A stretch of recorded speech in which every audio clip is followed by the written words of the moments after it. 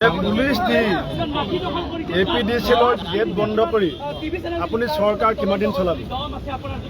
আজি গুজৰাটৰ নিচিনা ৰাজ্যত আজি 90,000 মানুহৰ ঘৰত স্মাৰ্ট মিটাৰ ইনষ্টল কৰাৰ পাছত সেই আঁচনি আজি বন্ধ কৰিবলগীয়া হৈছে। গুজৰাটৰ নিচিনা ৰাজ্যই 1,87,000 পৰিয়ালক টাৰ্গেট কৰিছিলে, আজি সেয়া তেওঁলোকে বন্ধ ৰাখিছে। আৰু অসমত হিমন্ত বিশ্ব শৰ্মা ডাঙৰীয়া আদানীৰ লগত মিলি কেৱল লুণ্ঠন আৰু কমিশ্যনৰ অংকত ৬৮ লাখ পৰিয়ালক টাৰ্গেট কৰিছে। আৰু ইতিমধ্যে অসমৰ ২৬ লাখ পৰিয়ালৰ ঘৰত এই স্মাৰ্ট মিটাৰ লগাইছে। চৰকাৰৰ নিৰ্দেশত কি লিখা আছে যে ইণ্ডাষ্ট্ৰিয়েল এলেকা কমাৰ্চিয়েল এলেকা অফিচিয়েল কেম্পাছত এই স্মাৰ্ট মিটাৰ লগাব লাগে। ক'ত লিখা আছে যে ডমেষ্টিক এৰিয়াত সাধাৰণ পৰিয়ালৰ ঘৰত স্মাৰ্ট মিটাৰ লগাব লাগে বুলি চৰকাৰৰ নিৰ্দেশত ক'ত লিখা আছে? হিমন্ত বিশ্ব শৰ্মা একনায়কত্ববাদী লুণ্ঠনকাৰী শোষণকাৰী শাসনৰ নামত লুণ্ঠন আৰু শোষণৰ নেতৃত্ব ল'বৰ কাৰণে আমি তেওঁক নিদিওঁ। যদি বিৰোধী ঐক্য মঞ্চ জাগিছে, যদি হিমন্ত বিশ্ব শৰ্মাৰ সুমতি উদয় হয়, স্মাৰ্ট মিটাৰৰ নামত লুণ্ঠন বন্ধ কৰক। স্মাৰ্ট মিটাৰ আপুনি ইণ্ডাষ্ট্ৰিয়েল এলেকাত, কমাৰ্চিয়েল এলেকাত, অফিচিয়েল এলেকাত ব্যৱহাৰ কৰক, আমাৰ ক'বলগীয়া নাই। 80% ৰেভিনিউ আপুনি য'ত পায় আপুনি তাত স্মাৰ্ট মিটাৰ লগাওক। সৰ্বসাধাৰণ মানুহক আপুনি বস্তুৰ দাম বঢ়াই পেলাই হাহাকাৰ অৱস্থা কৰিছে।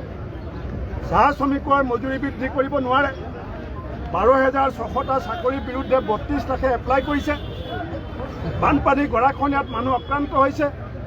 1 লাখতকৈ বেছি পৰিয়াল ভূমিহীন হৈ আছে। আপুনি আচল যিবিলাক সমস্যা সমাধান কৰিব নোৱাৰে, মূল্যবৃদ্ধি নিয়ন্ত্ৰণ কৰিব নোৱাৰে, নিবনুৱা সমস্যা সমাধান কৰিব নোৱাৰে, অসমৰ GDP দেশৰ ভিতৰত শেষলৈকে গৈছে।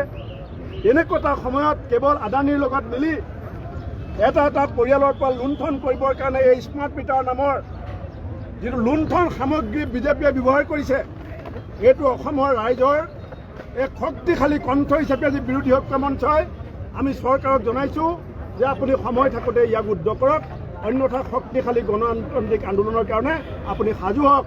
সময় আহিব, মানুহে ঘৰৰ পৰা স্মাৰ্ট মিটাৰ নিজে খুলি পথাৰত দলিয়াই দিব।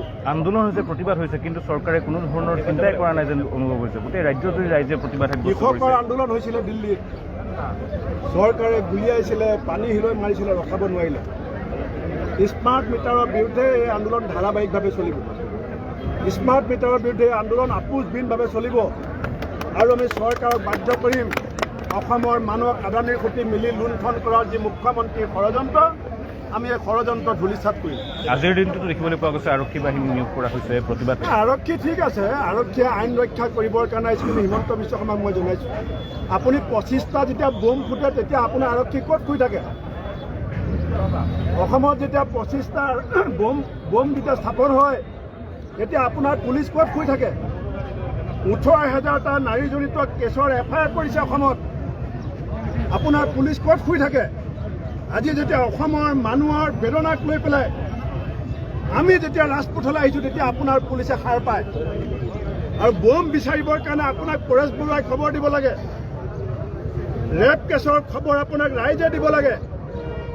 আৰু যেতিয়া কংগ্ৰেছে গণতান্ত্ৰিক আন্দোলন কৰে, বিৰোধী ঐক্য মঞ্চই যেতিয়া গণতান্ত্ৰিক আন্দোলন কৰে, তেতিয়া আপোনাৰ পুলিচে সাৰ পাই লাঠি দেখুৱাই পেলাই বাহাদুৰি কৰিবলৈ আহে।